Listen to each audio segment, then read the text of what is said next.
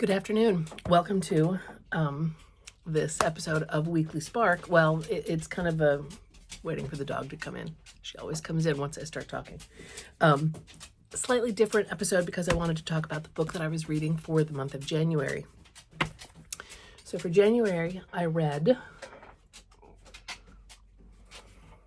The Language of Butterflies by Wendy Williams, and it had been sitting on my shelf for quite a while, and I was very glad to finally tackle it. It was extremely easy to read, went very quickly, very, very pleasant. It maybe wasn't as captivating as I thought it would be, having anticipated reading it for years, but that's my issue, not the book.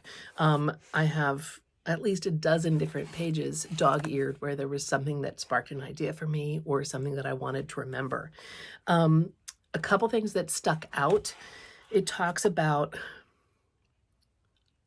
an immaculate, perfectly formed fossil of a butterfly that was found in Colorado, the 1880s, and found by a woman who found so many wonderful fossil specimens that her buyer was the Scudder, who his collection of specimens is what is at Harvard right now. So it was nice to see an unsung woman finally getting some recognition for her part in that. But that sparked an idea of doing a page in kind of all browns and yellow ochre and red iron oxide colors of this kind of rock with maybe some transfers of butterflies. So that was so different as an idea in my head because butterflies are such this element of beauty and these bright, intense colors. We all fall in love with them because they're so captivating. So it was interesting to me to think about fossils and the fossil record and, the ages of prehistoric time and this perfect kind of, not black and white, but, brown and honey-colored palette for a butterfly page. It was interesting. Also, there was some talk about evolution and Darwin, of course, as you would think.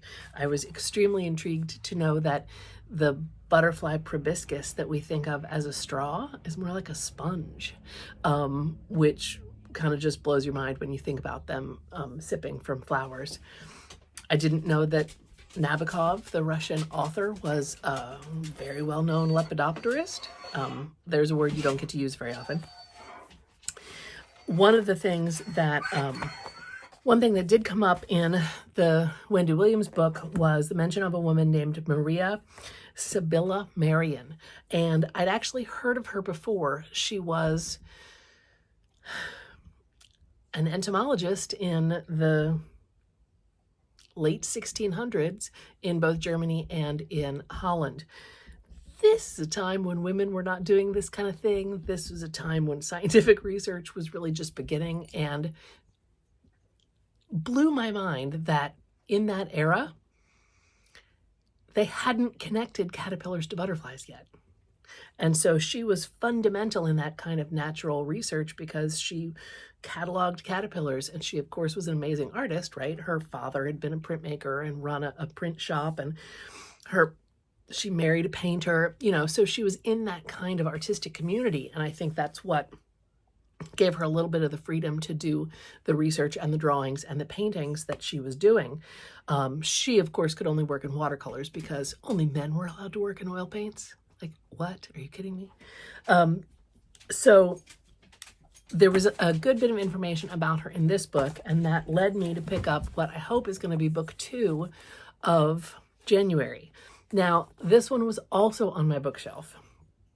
Called Chrysalis. It is all about Sibylla Merian, and it's by Todd. And I'd had, again, this one for years. It was originally published in 2007, but it's this kind of historical writing that doesn't go out of date. And so I'm maybe about a third of the way in. Really fascinating about her life. She ended up selling artwork to finance her own research trip to Dutch Suriname in, 1699. It blows your mind, right? This is a time period when men were barely going on these scientific expeditions, and she's like, oh yeah, just me and my daughter, we're gonna go. So I look forward to reading more about her. I do have some Xeroxes of illustrations from her books. Not very many exist, but they're in the public domain, obviously, because they're of an age. And so I do have some that I definitely want to use in a butterfly spread. So I now have a couple ideas for butterfly spreads. There's one devoted to Maria Sibylla Merian. There's one devoted to the butterfly fossil record. There's another one.